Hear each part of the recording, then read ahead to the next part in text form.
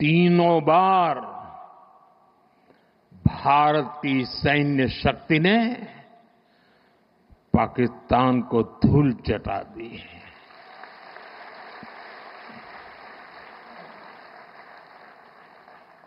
और पाकिस्तान समझ गया कि लड़ाई में वो भारत से जीत नहीं सकते हैं और इसलिए उसने प्रॉक्सी वॉर चालू किया। सैन्य प्रशिक्षण होता है, सैन्य प्रशिक्षित आतंकवादी भारत भेजे जाते हैं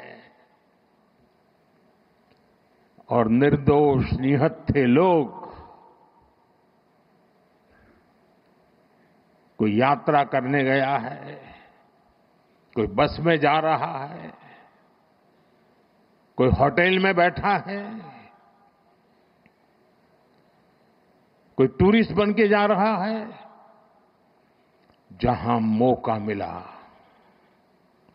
वे मारते रहे, मारते रहे, मारते रहे और हम सहते रहे।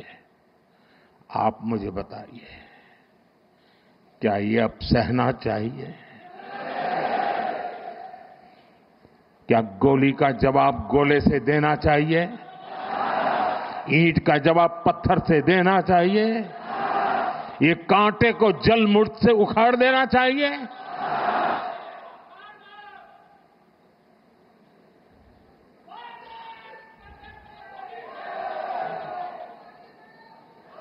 साथियों, ये देश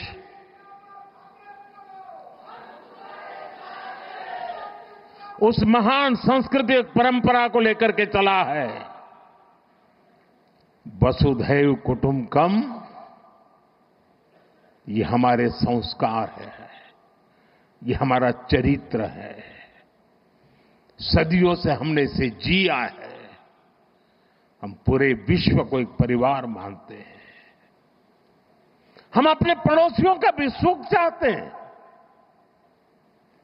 वे भी सुख चैन से जिए, हमें भी सुख चैन से जीने दे।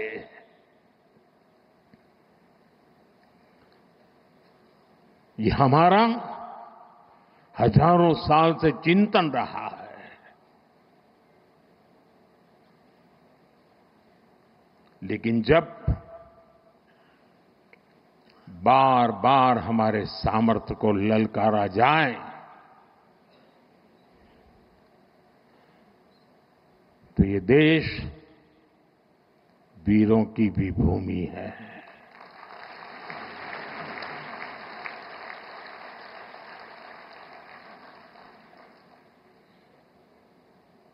आज तक जिसे हमें प्रॉक्सी वॉर कहते थे,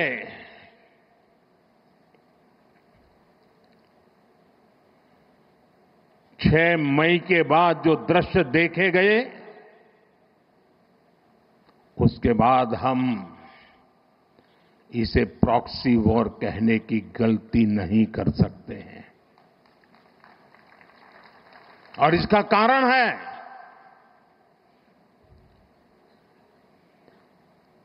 जब आतंकवाद के 9 ठिकाने तय करके 22 मिनट में, साथियों 22 मिनट में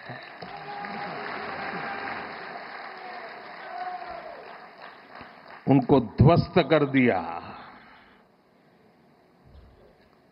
और इस बार तो सब कैमरा के सामने की सारी व्यवस्था रखी थी ताकि हमारे घर में कोई सबूत न मांगे। अब हमें सबूत नहीं देना पड़ रहा है, वो ऊपर वाला दे रहा है।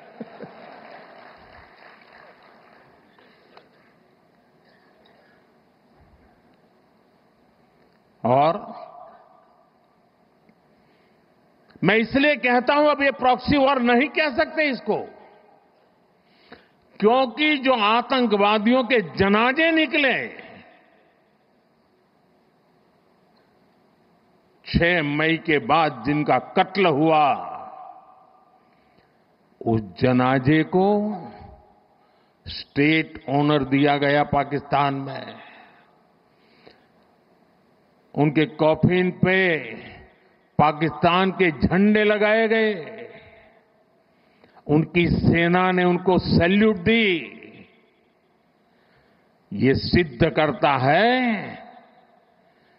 कि आतंकवादी गतिविधि प्रॉक्सी वॉर नहीं है, ये आपकी सोची समझी युद्ध की रणनीति है। आप वॉर ही कर रहे हैं तो उसका जवाब भी वैसे ही मिलेगा।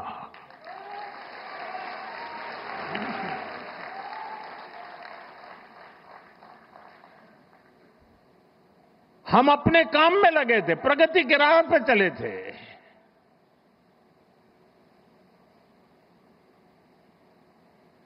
हम सबका भला चाहते हैं और मुसीबत में मदद भी करते हैं।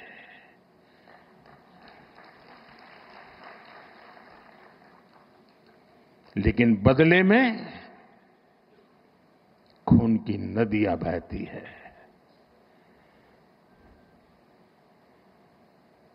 मैं नई पीढ़ी को कहना चाहता हूं,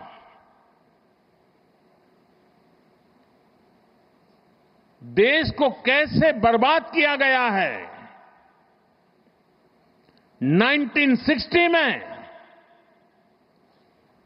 जो इंडस वाटर ट्रीटी हुई है, अगर उसकी बारीकी में जाएंगे तो आप चौंक जाएंगे।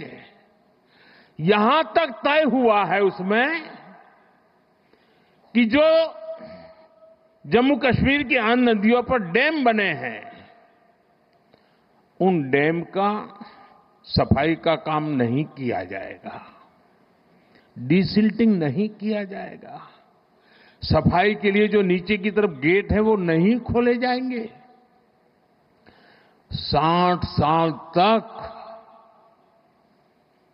ये गेट नहीं खोले गए और जिसमें 100% पानी भरना चाहिए था, धीरे धीरे इसकी कैपेसिटी कम हो गई, 2%, 3% रह गया। क्या मेरे देशवासियों को पानी पर अधिकार नहीं है क्या? उनको उनके हक का पानी मिलना चाहिए, नहीं मिलना चाहिए क्या? और अभी तो मैंने कुछ ज्यादा किया नहीं है।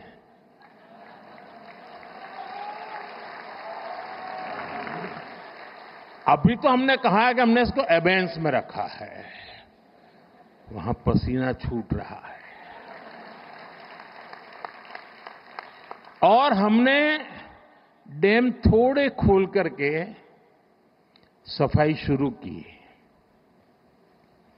जो कूड़ा कचरा था वो निकाल रहे हैं। इतने से वहां फ्लड आ जाता है। साथियों, हम किसी से दुश्मनी नहीं चाहते हैं। हम सुख चैन की जिंदगी जीना चाहते हैं। हम प्रगति भी इसलिए करना चाहते हैं कि विश्व की भलाई में हम भी कुछ योगदान कर सकें।